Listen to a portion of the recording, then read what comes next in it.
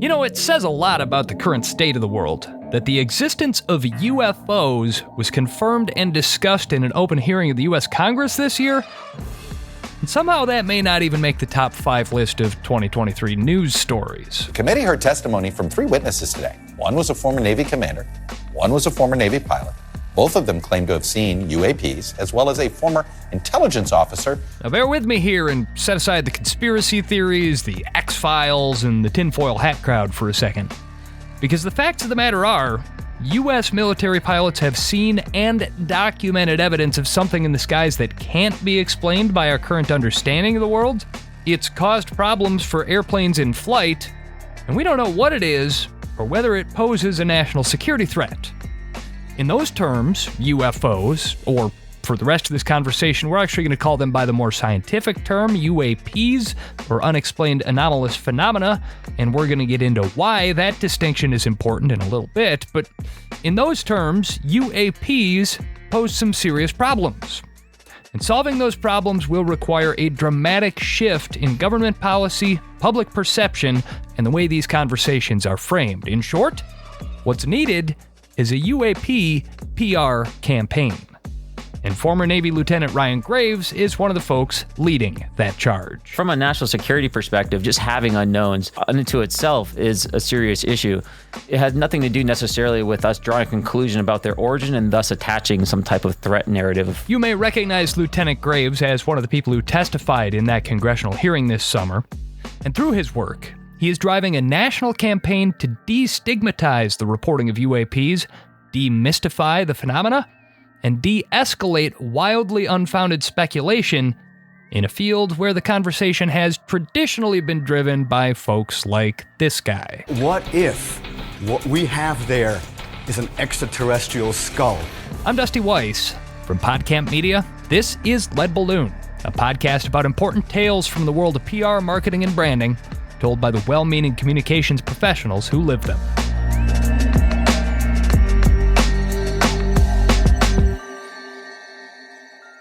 Thank you for tuning in. Make sure to follow Lead Balloon in your favorite podcast app, and I am currently conducting a listener survey to help me chart the future of the show. It would really help me out if you visited podcampmedia.com/survey or click the link in the episode description and filled that out for me. You know, I launched this show to explore the stories and topics on the bleeding edge of the strategic communication world, because it's on the edge where I think that we have the most room for learning and growth. And our guest today is certainly no exception to that. He's leading a strategic communication campaign and more about a topic that would have gotten you kicked out of most serious circles, even just 30 years ago. Former Navy Lieutenant Ryan Graves is an F-18 pilot with more than a decade of experience behind the stick of perhaps the greatest fighter jet in history. He served tours in support of Operation Enduring Freedom and Operation Inherent Resolve. He's also the first active duty pilot to come forward publicly about UAP sightings.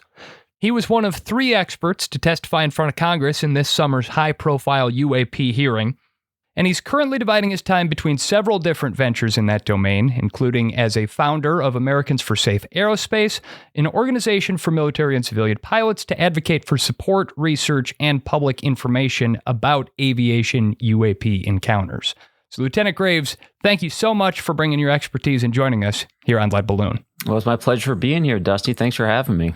I got to start, Lieutenant Graves, by saying this is not a podcast about the paranormal. This is not an aviation show. This is a show about communicating strategically, about shaping public opinion, and driving the discourse on important topics of global interest. And that's why I think that your story is so riveting, frankly, because you didn't set out to titillate or scare or amuse the American populace. You're not trying to convince anyone to believe in little green men. In a very matter-of-fact way, you and your colleagues have identified a problem and want to get real about finding a solution for that problem. So what is the problem from your perspective, and why should we be paying attention? Really, the problem's pretty simple. There are things that are in our skies that, because they are something that we just truly don't understand, or whether our systems are just not capable of it, we don't know what they are. We can identify them as something that's physical. That's something that we have to worry about as a matter of aviation safety. We also don't know where they're coming from, so they also represent a potential strategic threat. Is this an adversary? Is this something that our systems are showing as an example of degraded performance? Or is this something that is in another category, something totally unknown? And all those different things are just options, potential conclusions that we could reach. But where we are right now is essentially we are at a point where we know there are things that are unidentified. Our government, the Pentagon, has admitted that. And right now we're in a state of data collection. Now, in a lot of ways, 2023 has been a banner year for UAP data collection and its profile in the American psyche, starting with the detection and eventual shoot-down of a Chinese spy balloon that traversed the continent, along with 3 other high-altitude objects in just a span of a couple of weeks early in the year.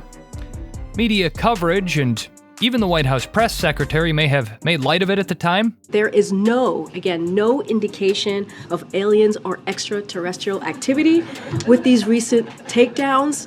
And it was important for us to say that from here because we've been hearing a lot about it. But for the vast majority of Americans, the spy balloon was the first exposure they had had in a long time to the idea that our territorial airspace is really, really big, and it's impossible to control, let alone know everything about an airspace that big, even with the most sophisticated modern technology. But the UAP that Graves and his colleagues discussed in front of Congress are different from those balloon-like objects. These UAP are self-propelled, capable of accelerating or stopping in ways that defy our understanding of aviation or even physics. And that makes them not just a mystery, but also a national security threat. One of the most important things that we do as tactical aviators is to identify friend from foe. So for us, being able to identify targets is key to our performance. When we zoom out, we look at the United States in general and the way we secure our airspace. Those systems are all designed in order to look for and detect unknowns and then characterize them as something that's known. So we put a lot of infrastructure, a lot of care into figuring out who's who in the zoo, as we say. And so when we have a particular type of threat, a certain thing that we've characterized as real, as something we can identify with our systems, and we have admitted very broadly and publicly now that this is something that we have not identified. From a national security perspective, we need to identify these unknowns, because if we don't, then we're just broadcasting that there is a weakness that China or some other adversary could take advantage of. And we've seen that even just this year with the flyover of the Chinese spy balloon. So from a national security perspective, just having unknowns unto itself is a serious issue. It has nothing to do necessarily with us drawing a conclusion about their origin and thus attaching some type of threat narrative with that conclusion. One of the most common reactions to Ryan's message is, well, if this is such a threat, then why haven't we heard about it from more credible sources? Navy pilots are a pretty even-keeled bunch, after all, but Lieutenant Graves is the first to come forward publicly about the repeated encounters he and his squad mates had with UAP during his time flying over the U.S. eastern seaboard about a decade ago. And it's an experience he says is fairly common among Navy pilots. When we're flying around the F-18, our primary sensor for tactics and even navigating around and keeping ourselves clear of normal traffic is our radar system. In this case, the APG-79, which we had just upgraded to. We were using that to essentially be able to see all the way out in front of us, and that allows us to see quite a ways out and see pretty small objects. And what we would see initially when we upgraded our radar were objects on our radar's display that we weren't expecting to be in our area. So there's something in front of us at this location that is performing in a certain way. So we can see how fast it's moving, we can see the altitude, we can see which way it's essentially flying, all this kinematic information. And just to put this in a little further perspective here, we're not talking about something like right in front of you when I'm driving a truck down a highway. We're talking about something 30 miles, 60 miles out in the horizon. Yeah, exactly. The radar can see quite a ways out, and without really assigning a number to it, it's well beyond what we would call the visual range. I'll say that loosely. And so these are out there. We're primarily interacting with this information on our radar displays. And so that's when we first noticed there was a problem. Eventually, as we flew near these objects with our radars locked onto them, our advanced targeting forward-looking infrared system, or AT FLIR, which is essentially an electro-optical system that has normal camera-like qualities as well as being able to see in the infrared range. And when we got close enough, we would actually be able to physically see an object on that camera system. What we were seeing, at least what I saw, was what looked like a single source of IR energy coming from that point. So IR energy, putting that in layman's terms, it's a source of heat, or rather a differentiation in the temperature from the rest of the environment, yeah? Correct. Both are generally accurate. And what you described in the latter explanation is how our sensor essentially works on the screen. It's not going to only show heat, it's going to show the background temperature as well as the objects that are relative hot or cold to that object. These objects were presenting either hot or cold, depending on the scenario. My personal experience, I was often seeing them cold. Once we got it on that FLIR system, that's when it really confirmed to us that that was a physical object, that that was something that we truly had to respect from a safety standpoint. So eventually we would try to see these with our own eyeballs. So we're continuing to fly in. We picked it up with our radar. We picked it up with our FLIR system. Next, we're starting to get what we call a screaming tone in our ear. And what that is our short-range missile that's on our wingtip with its sensor on it is now acquiring this target that we've locked onto, and it's providing a good lock and a good tone on that object. So it's now a third sensor providing correlation to this target. And then we would come into this object, we'd slow down, and we'd be trying to look up at it as we approach it. Now, all this information I described from my radar, from my FLIR, from my weapon systems, this information is now being projected onto my visor. So as I look out into the world, it's saying, hey, here's where we're locked up. Here's where you should be seeing the object as I fly up. And yet, even with all our sensors telling us where to look, we couldn't see the objects.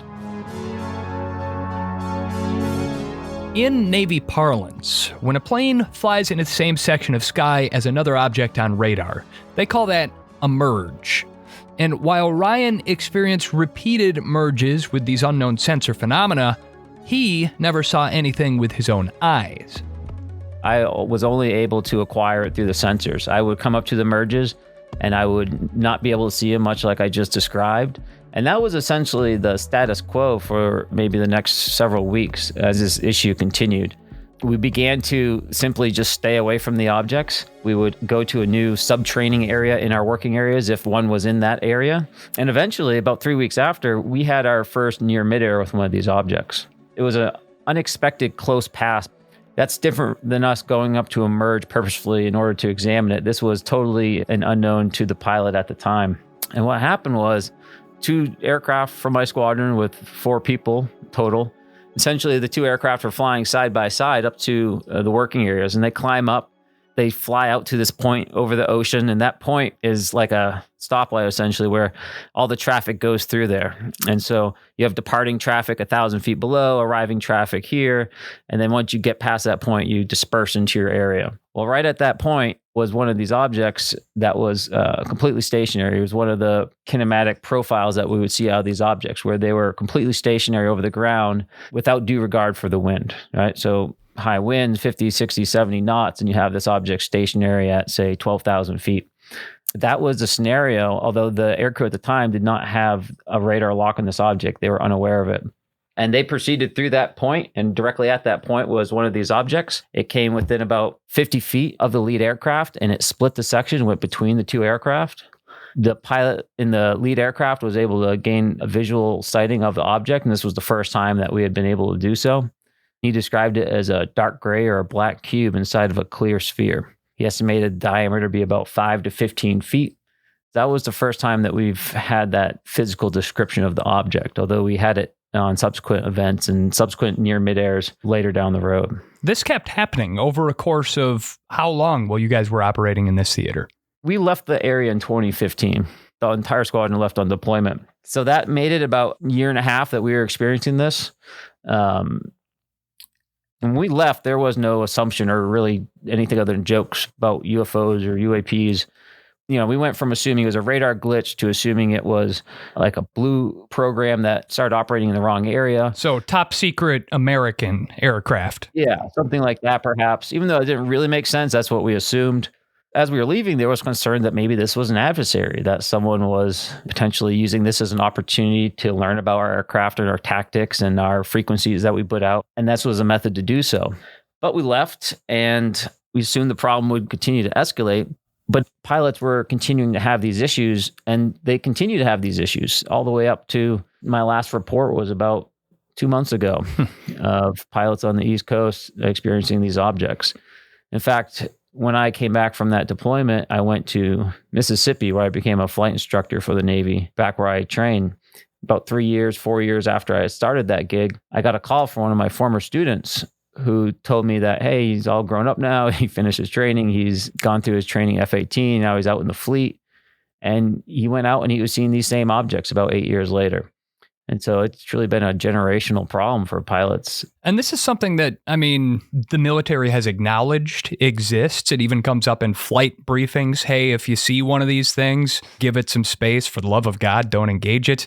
Don't cause problems. Just give it its space. But you classified this originally as, well, is this blue on blue? Is this blue on red? Which is essentially parlance for, is this a friendly aircraft that we just don't know about? Is this an enemy aircraft that we don't know about?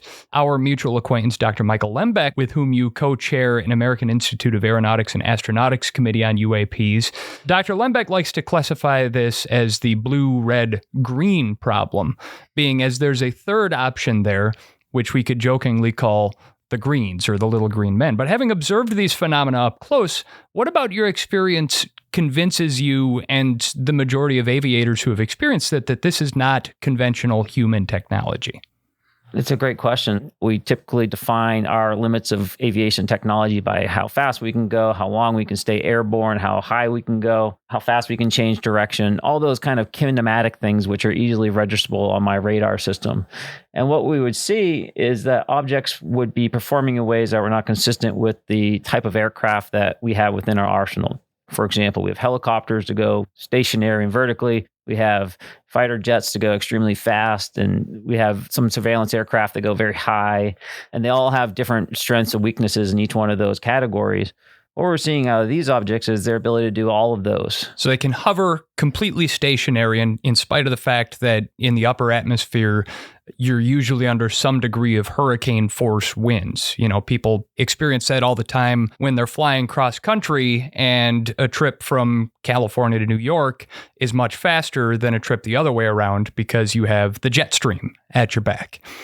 For an aircraft to sit completely stationary in winds that are that powerful would be insanely difficult, almost impossible under conventional technology. The other one being the rate at which these things accelerate, because I learned a lot about G-forces during my F-18 flight a year ago, Lieutenant Graves.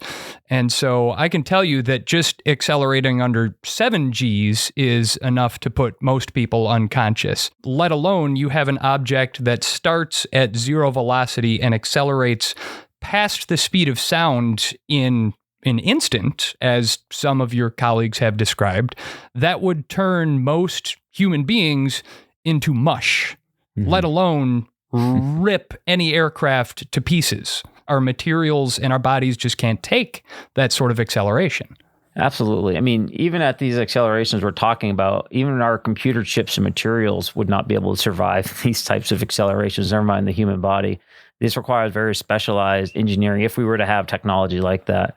I'm of the opinion that we don't have the technology to be able to have those types of fast accelerations. There's another interesting category too, which is what pilots are seeing in the commercial sector with their eyeballs at very high altitudes. And this has been talked about a little more recently after the hearing. This other category consists of maneuvers that are contrary to what we'd expect out of orbital mechanics that we're seeing at extremely high altitudes.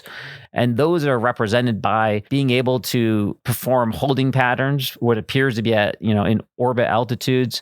Satellites don't just kind of move around for the fun of it. So we're talking about something that is essentially performing like an aircraft at altitudes of plus 100,000, 150,000 feet. So that's a totally different class of potential characteristics that define why that's different than what we would expect to see in that low Earth orbit regime that we're starting to see objects as well. Yeah, beyond just defying the technology available to us at this time, essentially defying physics, which I think is probably a big part of the problem that you have when you're communicating to the general public about this. Do you get that a lot when you're talking about these flight characteristics and people's eyes just kind of glaze over? Because I would posit that the average member of the public, American or otherwise, does not have a very good grasp of physics or flight characteristics or the technology and forces that make these things possible. Yeah. So, I mean, like you said, your podcast is about communication at its core, engaging on that front. And, to answer your question, I don't engage on the level of detail on a regular basis that I just did with you. Because to your point, that's not what people necessarily care about. People are interested in the fact that pilots don't feel comfortable reporting this. They hear that pilots that want to report it don't have a mechanism to. And they feel uncomfortable that this could lead to gaps in our national security and our domain awareness. That, I think, really resonates with people because when you talk about that subject in that way, they're able to relate to it in a way that, has an emotional connection with them versus just details they might not have any interest with. Lieutenant Graves touches on the paradox here that vexes many science communicators. Most science is indistinguishable from magic to the vast majority of the population, so to the layman, it seems equally impossible for an airplane to stay up in the air as it is for a UAP to go straight from sea level to the same altitude as the space station in a matter of seconds. Science can tell you why an airplane flies, but the very brightest scientific minds on Earth scratch their heads at the reports from these pilots and say, that is indistinguishable from magic to me. So, coming up after the break, identifying with something that has been stigmatized as crazy or controversial or the realm of loonies, that's the stigma that stops pilots from sticking their neck up and saying, yes, this could be a safety issue. Yes, this could be a national security issue. What made Ryan go public with his story in this atmosphere, and how Americans for Safe Aerospace and other groups have worked to shift the conversation away from the realm of loonies and to a science-based approach of data collection and policy reform. That's coming up in a moment here on Lead Balloon. We're coming up on 50 episodes of Lead Balloon, and it has been a real treat to get to tell these stories. But podcasting could sometimes be a lot like yelling out into the void. If I don't get any feedback, I don't know if what I'm doing is working for you. Sure, we've won some awards, and I can see that our listenership has grown over the years. But I don't know what you find valuable about this show. I don't know if I should be doing longer or shorter episodes, more or fewer, fun topics, serious topics. And so, as we're winding down the 4th season of Lead Balloon, I'm looking ahead to next year, and it would be really valuable to me if you could take a quick survey to help me make the show better for you.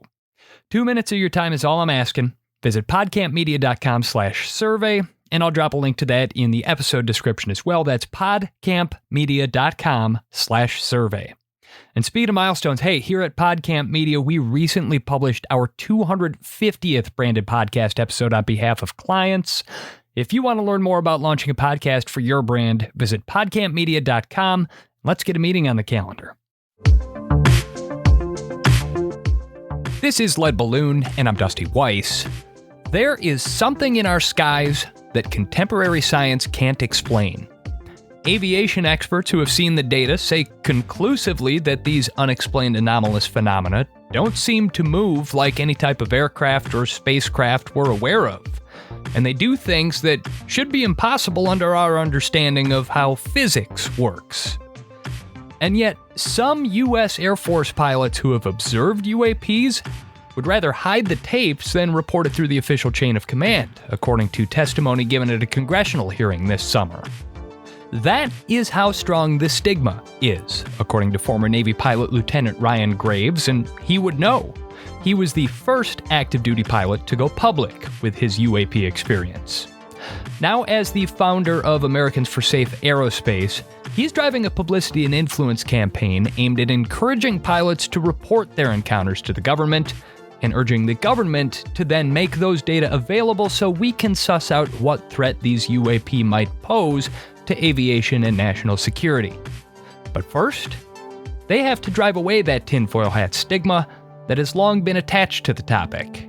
For commercial pilots, I think it really comes down to the fact that they just don't want to stick their neck up. There has been historical incidents of pilots having professional repercussions for discussing these types of events, and that, those have been documented. What sort of repercussions? Well, there's an instance with a Japan airline flight where there was an object that was detected for, I believe, 40 to 45 minutes around and in front of this airline.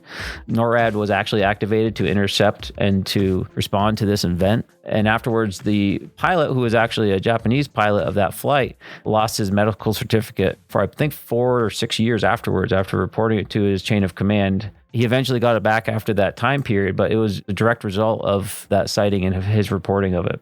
Your reputation, your flight hours, your physical and mental health define your ability to operate in that environment. And so identifying with something that has been stigmatized as crazy or controversial or the realm of loonies, that's the stigma that, stops pilots from sticking their neck up and saying, yes, this could be a safety issue. Yes, this could be a national security issue. We're seeing objects. We're trained. A lot of us are former military, and almost all of them, I would venture guess, are patriots. And they're seeing objects and they're afraid to report it. And that's, I think, a wasted opportunity to take advantage of some of our best observers. All right. Yeah, you decided to go public in 2017, and this was after the New York Times published 3 videos taken from U.S. Navy gun cameras. What was it that pushed you over the edge? Well, in 2017, I was sitting on the couch in Mississippi when I was that flight instructor, and I saw the New York Times article pop up. I had a crazy sense of deja vu, realized that I was watching a tape that I had been there for. I knew the air crew, I knew the voices. I watched that tape be debriefed in the intel space. There's a whole fleet of them. Look on the ASA. My gosh. They're all going against the wind. The wind's 120 knots from the west. Well, if there's look at that thing. And I thought, holy smokes, this is now on the front of New York Times. Where did we go wrong? Like, where was the breakdown? Because when I left in 2015, I had made the assumption that this would get escalated to the point of resolution within the systems of the Navy. And yet here we are, clearly with no resolution in sight. And so I called some of my colleagues that were on the East Coast still and the West Coast and asked if they were still having these issues, which they were. And then I talked to a bunch of the pilots in the ready room the next day. And I got to work and said, hey, do you guys, remember those objects we were seeing, blah, blah, blah. And, they all immediately remembered it. So I said, hey, this clearly is not getting resolved through the systems of the Navy. I feel like I need to do something in order to try to help resolve this or at least mitigate this issue for the pilots that are still flying over there. And so I reached out and I said, hey, I can tell you more about what was on the video because I was there. When you hear them talk about formation of objects, you talk about the situational awareness page. I'm happy to share it with you. I won't tell you anything classified, of course, but I didn't know where that was going to go, but I just thought maybe I could help in some small way. I didn't expect it to lead me to where I am today, but that's how it started. You might remember the New York Times first broke the story in December of 2017 with 3 leaked Navy videos of UAP in action, including the one that Ryan recognized from his own squad. It took the Pentagon 3 years to officially declassify the videos in 2020 and confirm that they were authentic, but they did.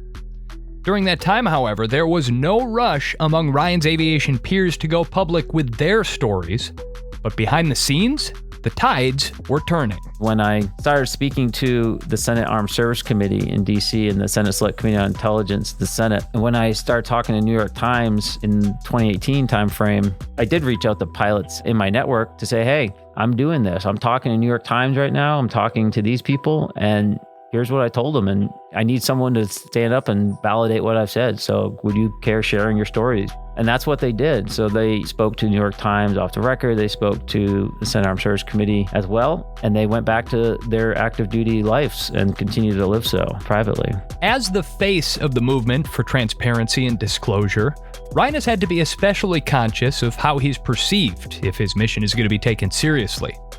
And as with so many topics that we address as strategic communicators, terminology and language are everything. Most, if not all of the stigma is associated with an assumption that people have when they engage the conversation. They have an assumption that there is a conclusion if you say it's a UFO or a UAP, a conclusion about where it is or what it is or where it's from.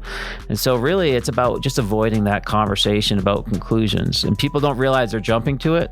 So it's a hidden assumption people have. They'll scoff when they hear the word UFO, when of course objectively it's an unidentified flying object, whereas our culture and our society has molded us to immediately believe that anything unidentified is associated with aliens from another planet. And so these are all baked in assumptions about conclusions. And so I just focus on the data without getting to conclusions and ensuring this conversation gets steered there.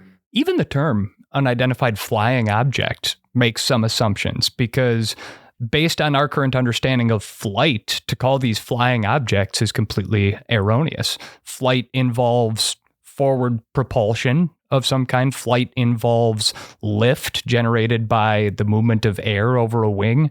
Based on the data, none of that applies here.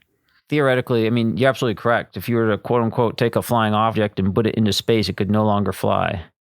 I mean, I'm happy the term is adapted to the more domain agnostic, technology agnostic, effects agnostic, unidentified anomalous phenomenon, which is a mouthful. But it's important to not delineate this conversation to any one domain because we just don't understand the scope of it. So the understanding, the approach, the credibility of the people involved in this discussion, all of this has rapidly shifted over the last 6 or 7 years here, right around the same time as you got involved. How and why has the public conversation changed over the last less than a decade here? Yeah, that's a great question as well. And I'm sure there's probably, again, a lot of answers to why. You know, I've obviously played a small role where I've communicated about the experiences, and I've served as kind of a linchpin of being able to bring communications together for different aviation professionals to talk about the serious safety issues and pragmatic concerns that they have about this. And so I think I've been able to help build that conversation from that point.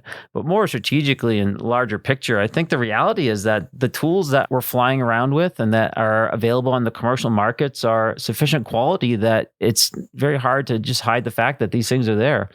You know, we came home, we upgraded our radars, and now we're seeing these things every day. We're almost hitting these things. So how long can you stop the conversation from progressing when that's the reality that you're living in? So I think overall, there was a larger shift as technology got better. The tools in the average person's hands got better that the conversation will continue to expand to that degree. I'm sure there's a million other different reasons and players and motivations and stories associated with all of that. I'm sure that we'll learn about over the next 50 years or so, perhaps. Even just over the last year, I mean, a little less than a year ago, we saw almost nonstop news coverage of all of these high-altitude objects, the Chinese spy balloons, the shoot-downs. Would you say that helped or hurt the cause? Was it a distraction, or did it get us at least looking in the right direction? I think it was a very intertwined part of the story. I mean, just the weeks prior to that happening, there was a lot of talk in the UAP conversation about taking a look at our national assets and retuning them to be able to see slower moving objects. Why? Because we had been reporting and seeing slower moving objects on the eastern seaboard for a number of time. As I told you, one of the interesting kinematics that we saw were objects that were stationary or very low speed and in high winds and things of that nature. And so the Department of Defense retuned their sensors and then they detected objects. And this isn't me speaking. The Department of Defense in a press conference publicly stated they retuned their sensors to look for slower speed objects. And so what happened was that we started seeing that there were adversary platforms that were in our airspace. Again, same thing we were claiming that could be a potential reason for investigating this on the eastern seaboard. And there were also other objects that were detected as well, and we haven't really got the full story on what those were. But regardless, I think it made a very poignant point on why this is such a serious national security issue, why we can't ignore these sightings, why we can't just say, oh, well, that's a balloon, or that's not something we care about, or we can just let that be unknown. The consequences are pretty dire. It's a pretty high stakes game when we talk about the security of our borders and our airspace. What about the media coverage, not just of the Chinese spy balloon, but also the media coverage that followed up the hearing in July that you were a part of? Has it helped or hurt the cause? The media has been an interesting challenge in this conversation, although it has matured significantly over the past 5 to 8 years. I don't know how many times I've started an interview with the X-Files themes playing on the intro, and we don't see that anymore. We see reporters going around asking every member of the Senate what they think of the UAP hearings. There's conversations from AOC about government transparency and spending and lack of accountability. We have folks on the other side of the aisle that are talking about whether there are legal contracts and whether there's, real pragmatic concerns for our Congress people to be looking into. These are where the conversation has shifted within, at least in the halls of government. I think the media will be catching up to with the hearings and with the way the conversation is developing in the halls of Congress. I think that trend of improvement will continue. Gradually, we've seen other pilots like Ryan begin to come forward with their stories. If you watch this summer's congressional hearing, you're familiar with Navy Commander David Fravor, a pilot like Ryan whose team experienced its own UAP encounters while flying off the coast of Southern California in 2004. All four of us looked down a small, solid white tic-tac object with a longitudinal axis pointing north-south and moving very abruptly over the water like a ping pong ball. There were no rotors, no rotor wash, or any sign of visible control surfaces like wings. As we pulled nose onto the object, within about a half mile of it, it rapidly accelerated in front of us and disappeared. Our wingmen, roughly 8,000 feet above us, lost contact also. So as we started to turn back towards the east, the controller came up and said, "Sir, you're not going to believe this, but that thing is at your cat point roughly 60 miles away in less than a minute. You can calculate the speed." His experience was also documented in one of the 3 videos declassified by the Pentagon. And one of the most telling statements that Fravor made during the July hearing was that he actually had no interest in being there. I was pestered by a friend, and I asked why, and he said, "You're the one person that they can't discredit, and you'll add credibility to the New York Times article." And so after about 6 times, I said, okay. There is just nothing so credible as a witness to the unexplained who has to be guilted into sharing his story publicly. Institutions have begun to take the matter more seriously as well. NASA convened a work group releasing its first inconclusive report earlier this fall. And the American Institute of Aeronautics and Astronautics, the professional society for engineers who build airplanes and rockets with 30,000 members globally, has established an outreach committee with the stated objective of improving aerospace safety by enhancing scientific knowledge of and mitigating barriers to the study of UAP. Ryan co-chairs that committee and says all these combined efforts are beginning to get results. There's progress that's being made. One, there's the All-Domain Anomaly Resolution Office, which has been established within the Pentagon, and they're intending to serve as a whole-of-government approach to this topic. With that, they are holding the hammer on expanding the reporting that the Navy has been doing to other service branches and ultimately, I believe, to the rest of the Department of Defense. And so, again, we started with no reporting on this issue, with small trickle reporting through the Navy, now with a dedicated program office that will be instituting service-wide reporting on this issue. And so that just gives you a little perspective of how things have progressed on the military side of things. On the commercial side of things, recently we've had NASA get into the game. They've announced at the conclusion of their report that they're standing up a UAP program office at NASA and assigning a UAP head of research. Their goal is to be able to better collect data on this and be able to evaluate and characterize what these objects are. With that, they also recommended the use of the Aviation Safety Reporting System, which is a NASA-owned aviation safety reporting mechanism for commercial pilots to be able to report issues. They're going to be modifying that system to be able to accommodate UAP reports so they can start collecting reports from pilots through that, and that was their recommendation. So we're seeing increased support for commercial pilots to be able to report this. What I'm hoping to see is there be a cultural change within the commercial airlines to allow this reporting to really foster and grow. I believe I'm seeing the start of that with the communications I'm having within the airlines now. I'm hearing this information being communicated to their command centers. I hear this being communicated on a much more regular basis to ATC control. So we've seen tremendous progress on both the military and the commercial aviation safety front. Now, looking forward, we have what's, I believe, being called the 2023 Disclosure Act, which is about 60 pages of amendment in the National Defense Authorization Act of 2024. At its core, what this bill will do is serve as a mechanism to declassify information within the government that's related to UAP. It appoints a 9-person committee that will be appointed by the president and congressionally confirmed. And it will also assign a presumption of disclosure to all UAP material within the government. And this board will make an assessment of each of those pieces of material to determine whether they can or cannot be released for national security concerns. And so when we look forward, we should expect that the information that is ending up at Aero will eventually make its way, or at least a large majority of it, to the public through this release mechanism should they get signed into law this winter.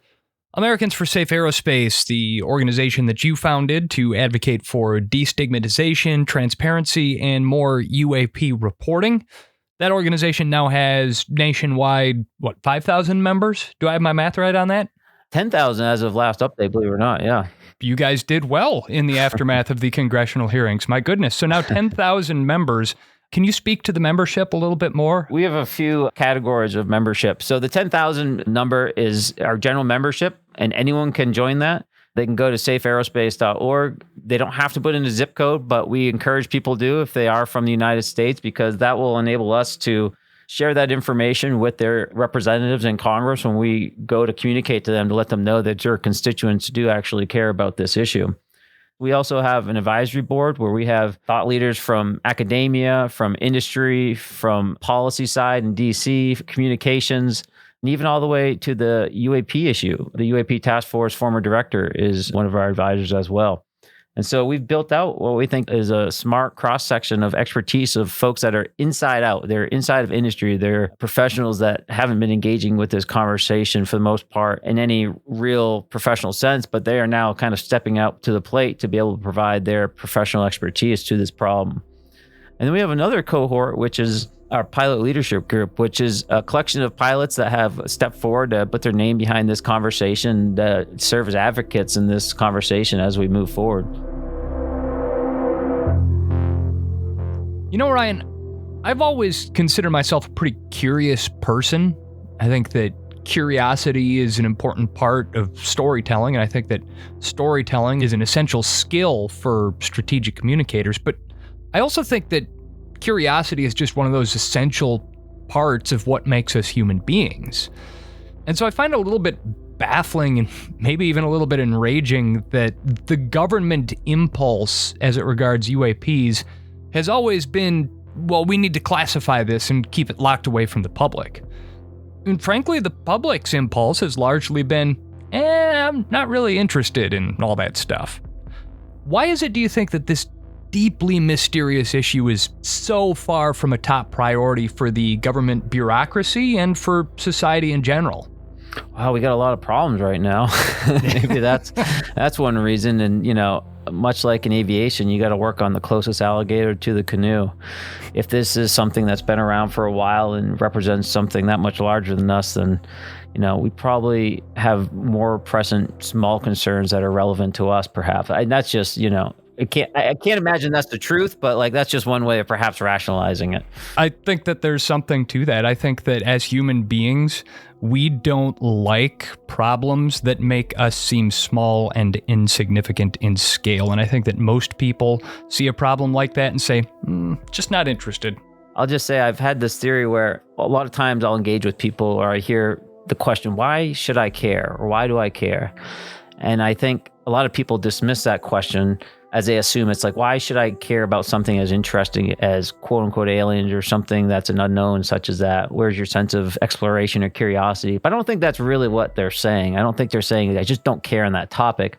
I think they're saying that because this would probably affect their worldview to such a large degree. They're saying, why is this so immediate to my concern that I have to destroy my entire worldview in order to be up to speed with you on this conversation right now? Why can't I just continue to ignore this?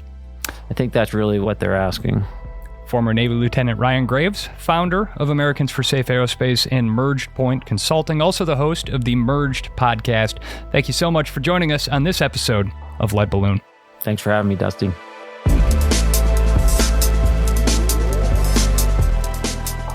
And just last week, the Pentagon's All-Domain Anomaly Resolution Office, or AARO, released its latest report. It's currently looking into more than 800 UAP reports it's received, some dating back decades, but nearly 300 from just the last year alone. Only about 100 are from civilian pilots, the rest from military personnel.